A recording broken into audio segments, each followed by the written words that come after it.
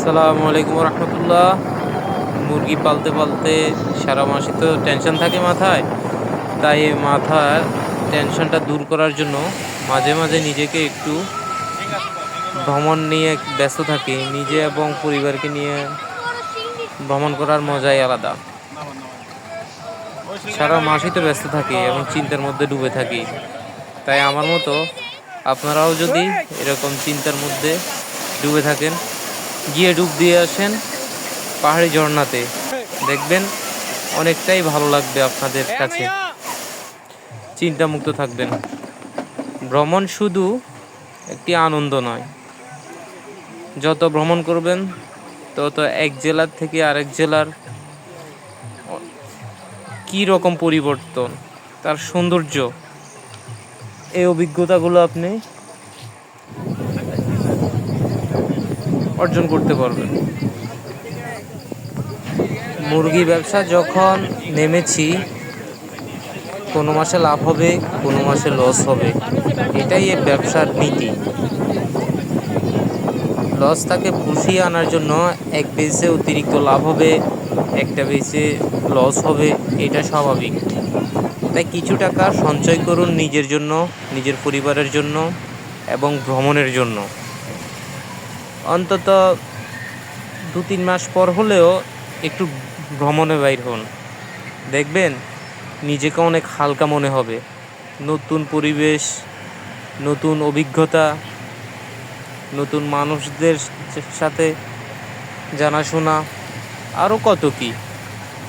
আর সবচেয়ে বড় কথা হচ্ছে, নিজের পরিবারকে ভ্রমণের মধ্যে আপনি যেই সময়টুকু দিবেন, এই সময়টুকু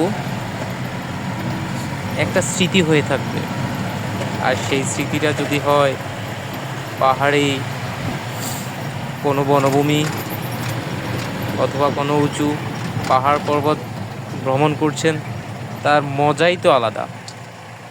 পাহাড়ের সৌন্দর্য তা তো আল্লাহর নিজ হাতেই দেওয়া। এই সৌন্দর্যটা উপভোগ করুন আমার মতো। সুযোগ পেলেই ছুটে যান পাহাড়ে অথবা সমুদ্রে, দেখতে পাবেন সেখানে আল্লাহর কী নিয়ামতগুলো দিছে।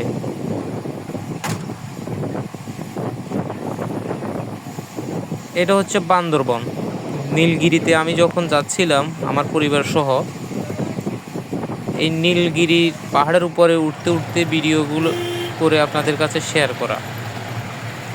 আমি উদ্বুদ্ধ আপনাদেরকে করব, আপনারা যদি এই জায়গায় যেতে আপনাদের অসুবিধা হয়, তো ছোটোখাটো একদিনের ভ্রমণ হলেও আপনারা দিবেন আপনাদের পরিবার সহ। যদি পরিবার সহ না দিতে পারেন, অন্তত বন্ধুবান্ধবদের সাথে দেন। এতে আপনার মানসিকভাবে যেরকম দৃঢ় হবেন,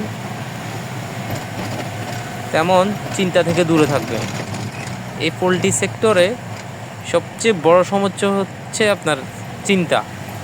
মুরগি সুস্থ থাকলে আপনিও সুস্থ, মুরগি যদি অসুস্থ থাকে আপনিও অসুস্থ। তাই নিজেকেও সুস্থ রাখতে হলে ভ্রমণের মধ্যে রাখবেন। নিজে যত সুস্থ থাকবেন, ব্যবসা ক্ষতি হলেও আপনার লস হবে না।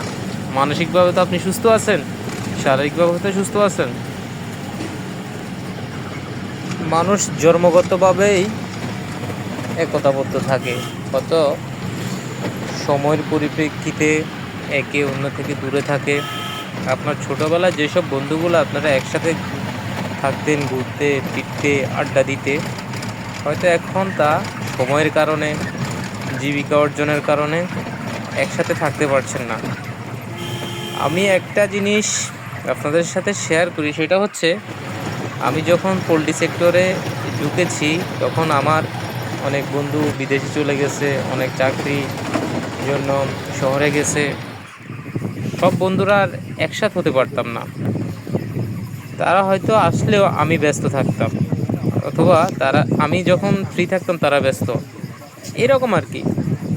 তো যখন সবাই ঈদের ছুটিতে আসতো, তো বিশেষ করে যারা শহরে থাকতো আমার বন্ধুরা, এই ঈদের ছুটিটাকে আমরা কাজে লাগিয়ে দিতাম। কোনো দিক চিন্তা না করেই বন্ধুরা মিলে লম্বা একটা সফর।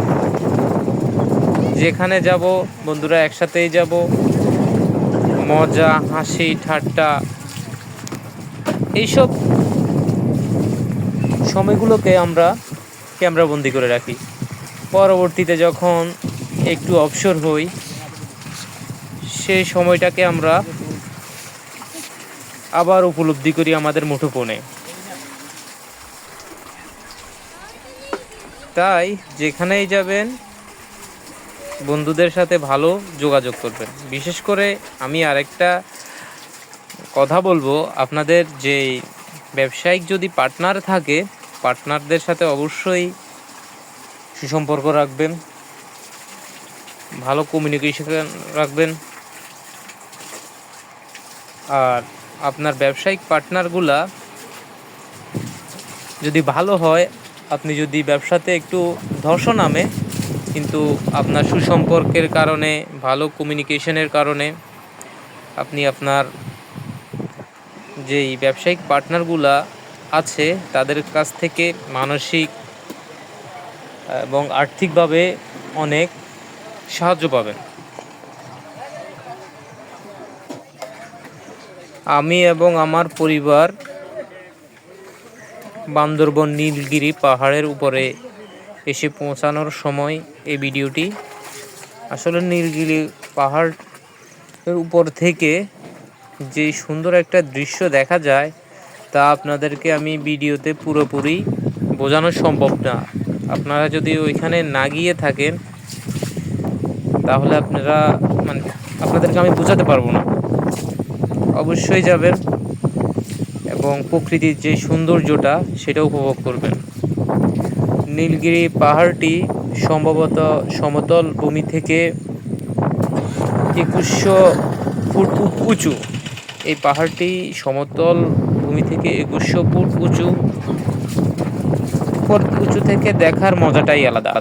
ভিডিওটি ভালো লাগলে অবশ্যই লাইক শেয়ার সাবস্ক্রাইব করবেন চ্যানেলটি। ভালো থাকবেন।